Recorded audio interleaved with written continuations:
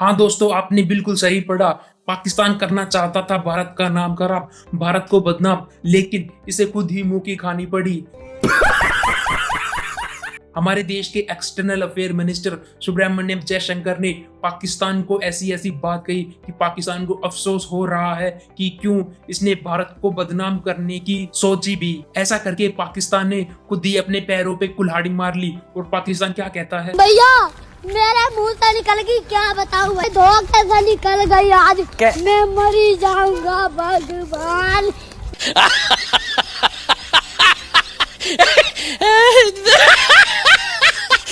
आज की इस वीडियो में हम यही डिस्कस करने वाले हैं कि पाकिस्तान ने भारत पर क्या आरोप लगाए और किस तरीके से भारत ने इन सभी बातों का करारा जवाब दिया। और इसके बाद हम ये भी डिस्कस करेंगे कि यूनाइटेड नेशन में भारत ने कौन से इश्यू और मुद्दों को उठाया जिसमें रिफॉर्म करने की जरूरत है और जिसकी वजह से हो क्या रहा है। उन इश्यू की वजह से ये यूनाइटेड नेशन एक पैरालिसिस की सिचुएशन में आ गया है। और इसके अलावा हमारे देश के एक्सटर्नल अफेयर मिनिस्टर ने यूनाइटेड नेशन में और दूसरे मुद्दों को भी उठाया और जिन इशू की वजह से क्या हो रहा है कि ये यूनाइटेड नेशन काफी ज्यादा इनफेक्टिव हो रहा है। और इसे इफेक्टिव बनाने के लिए भारत ने कुछ सजेशन दिए, उन सजेशन के बारे में भी हम इस वीडियो में डिस्कस करेंगे। इसके अलावा चाइना किस तरीके की हाइपोक्रेसी को अपनाता है यूनाइटेड नेशन में। Kulbhushan, first of all, and India and Pakistan have been accusing each other about terrorism. Hina Rabbani, as you said, yesterday, she brought up here. Could you come to the question?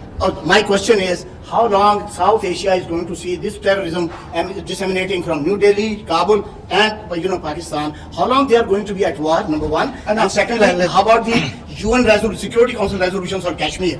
Does India abide by it or not? You're asking the wrong minister when you say how long will we do this, because it is the ministers of Pakistan who will tell you how long Pakistan intends to practice terrorism.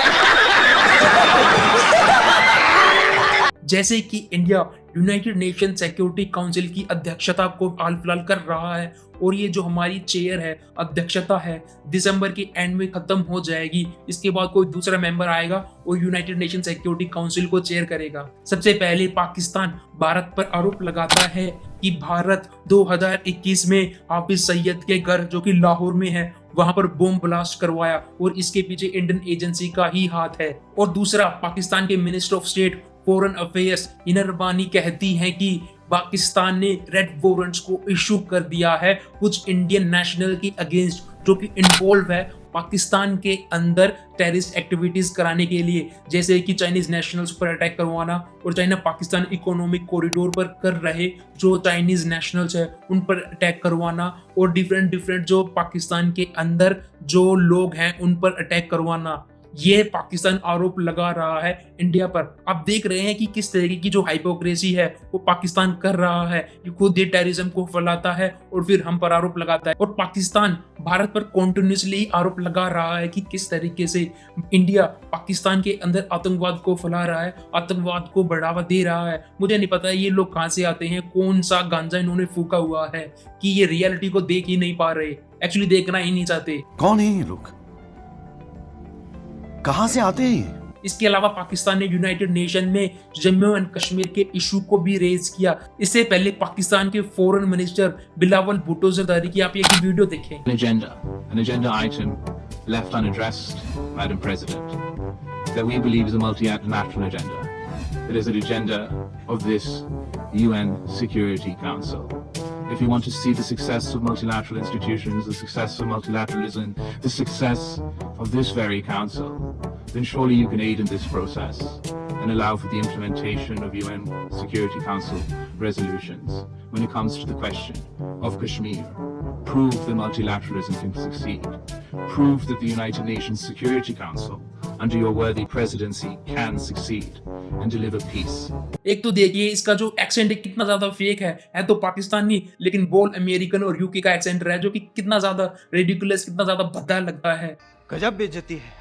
मैं इस statement को और ज्यादा explain करता हूं। पाकिस्तान क्या कहता है कि हम मल्टीनेशनल और मल्टीलैटरलिज्म पे बिलीव करते हैं, यानी कि जो डिफरेंट नेशन है, डिफरेंट कंट्रीज हैं, राष्ट्र वो एक साथ आते हैं, एग्रीमेंट करते हैं, ट्रेड की बात करते हैं, सिक्योरिटी की बात करते हैं। और अगर यूनाइटेड नेशन को अपनी सक्सेस को बताना है कि हाँ भाई ये सफल हुआ है ये सारे काम करने में, तो यूनाइटेड नेशन को जम्मू एंड कश्मीर के इशू को सोल्व करना होगा। मुझे नहीं पता इन्हें क्या हो चुका है, ये खुद ही उन एग्रीमेंट को भूल चुके हैं जो इन्होंने इंडिया के साथ किए थे। इनके बारे में भी हम आगे डिस्कस करेंगे। इसके अलावा यूनाइटेड नेशन सिक्योरिटी काउंसिल के अंदर इंडिया की जो परमानेंट मेंबरशिप की बिड है उसको भी पाकिस्तान ने अपोज किया और कहा कि कोई अगर दूसरा मेंबर आता है जो यूनाइटेड नेशन सिक्योरिटी काउंसिल के रेजोल्यूशन को फॉलो नहीं करता, उन्हें मानता ही नहीं। अगर किसी ऐसे मेंबर को यूनाइटेड नेशन सिक्योरिटी काउंसिल की अगर सीट दे दी जाएगी तो इसे जो सिक्योरिटी काउंसिल है वो पैरालिसिस हो जाएगा, वो यूजलेस हो जाएगा। आप देख रहे हैं कि किस तरीके की हाइपोक्रेसी पाकिस्तान अपना रहा है। यूनाइटेड नेशन सिक्योरिटी काउंसिल के टोटल 5 मेंबर हैं, यूएस, यूके, फ्रांस, रशिया और चाइना। इन पांचों में से जो 4 मेंबर है वो तो इंडिया के फेवर में है कि भाई इंडिया को भी यूनाइटेड नेशन सिक्योरिटी काउंसिल में परमानेंट सीट दे देनी चाहिए। लेकिन एक सिर्फ चाइना ही है जो कि पाकिस्तान का एक इम्पोर्टेंट पार्टनर है। इन दोनों के जो रिलेशन है वे काफी ज्यादा अच्छे हैं और इन दोनों के रिलेशन कुछ इस तरीके से हैं।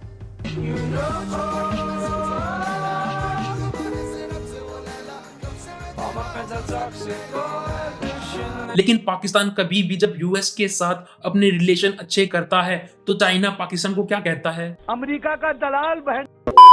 और इन पांचों में से सिर्फ चाइना ही एक ऐसा देश है जो कि अगेंस्ट है इंडिया की परमानेंट मेंबरशिप के। अब इंडिया की बारी। हमारे देश के एक्सटर्नल अफेयर मिनिस्टर इन सभी क्वेश्चन के रिगार्डिंग क्या जवाब देते हैं, किस तरीके से ट्रोल करते हैं, किस तरीके से रोस्ट करते हैं, अब हम इसके बारे में डिस्कस करेंगे। सबसे पहले तो आप ये वीडियो देखें। Justifying what the world regards as unacceptable should not even arise.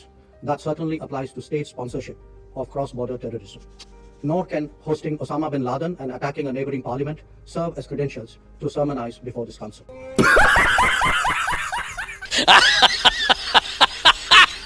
Subramaniam Jaishankar साहब ने 2008 के अंदर जो मुंबई अटैक हुआ था वो लश्कर ए तैयबा के द्वारा किया गया था और ये जो टेररिस्ट ऑर्गेनाइजेशन है वो पाकिस्तान के अंदर ही है। और इसी बात को रेफर करते हुए जयशंकर साहब कहते हैं कि पाकिस्तान क्रॉस बॉर्डर टेररिज्म को बढ़ावा देता है, स्टेट स्पॉन्सरशिप टेररिज्म को बढ़ावा देता है, यानी कि एक राष्ट्र पूरी तरीके से इन्वॉल्व है आतंकवाद को बढ़ाने में। इसके अलावा ओसामा बिन लादेन जो कि एक बहुत बड़ा आतंकवादी था, ये आतंकवादी भी पाकिस्तान के अंदर ही था। तो इस बात को रेफर करते हुए जयशंकर साहब कहते हैं कि जो पाकिस्तान है वो टेररिज्म को एक्चुअली ये बढ़ावा देता है, ना कि हम। और जयशंकर साहब ने ये भी कहा कि एक ऐसा देश जो कि अपने पड़ोसी मुल्क की पार्लियामेंट पर जिसने अटैक किया था, जिन टेररिस्ट ने अटैक किया था, उन टेररिस्ट को शरण ही पाकिस्तान ने दी थी और इसी तरीके से पाकिस्तान आतंकवाद को बढ़ावा देता है। 2011 के अंदर अलकायदा के चीफ पाकिस्तान के अपोटाबाद में था और उसे यूएस की नेवी कमांडोज के द्वारा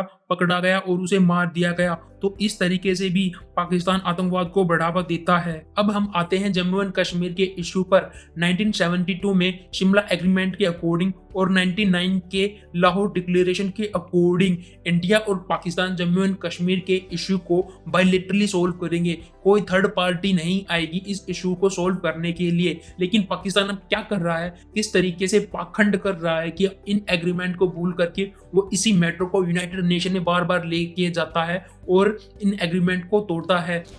मजा आ रहा है, मजा आ रहा है। असगर सुन के बताओ मंत्री जी नाश्ता में क्या खाया?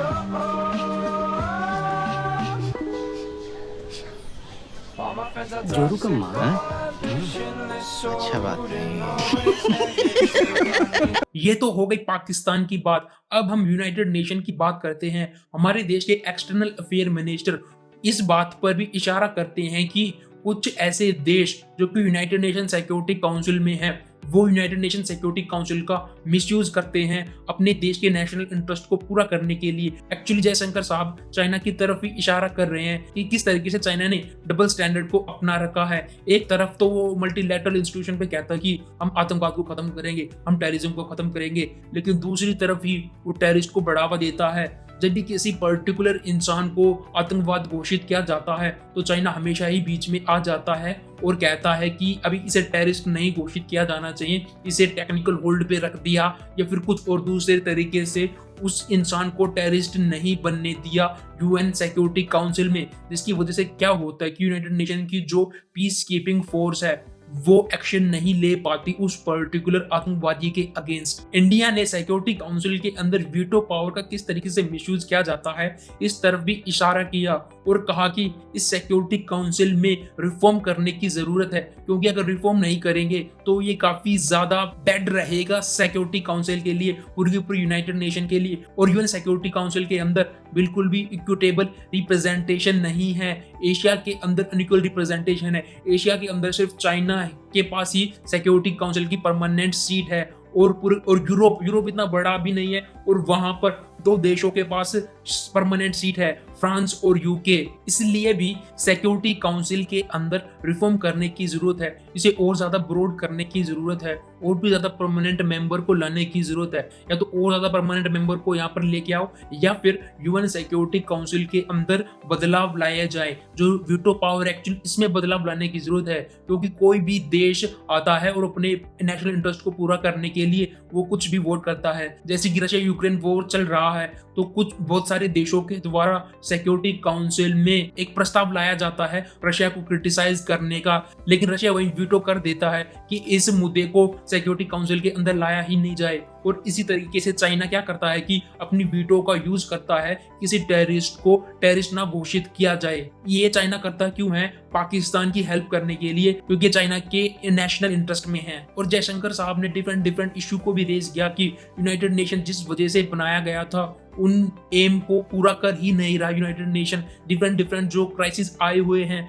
जैसे कि रशिया यूक्रेन वॉर चल रहा है, तालिबान ने अफगानिस्तान को सीज कर लिया, सीरिया के अंदर टेररिज्म, म्यांमार को पूरी तरीके से मिलिट्री ने सीज कर लिया, और जो इन्फ्लेशन आ रखा है, फूड, फर्टिलाइजर और फ्यूल के जो प्राइसेस हैं वो काफी ज्यादा बढ़ रहे हैं। इन सभी को कम करने के लिए या रिड्यूस करने के लिए यूनाइटेड नेशन कुछ भी नहीं कर पा रहा। इन सभी के रिगार्डिंग भी जयशंकर साहब ने इशू को रेज किया। बस दोस्तों, आज की वीडियो में बस इतना ही। आपका क्या पॉइंट ऑफ व्यू है यूनाइटेड नेशन में कि यूनाइटेड नेशन के अंदर किस तरीके से रिफॉर्म लाया जा सकता है, और पाकिस्तान की हाइपोक्रेसी के रिगार्डिंग भी मुझे कमेंट करके बताएं। और आपको ये अगर वीडियो अच्छी लगी तो इसे लाइक करें, कमेंट करें और मेरे चैनल को सब्सक्राइब भी करें। धन्यवाद।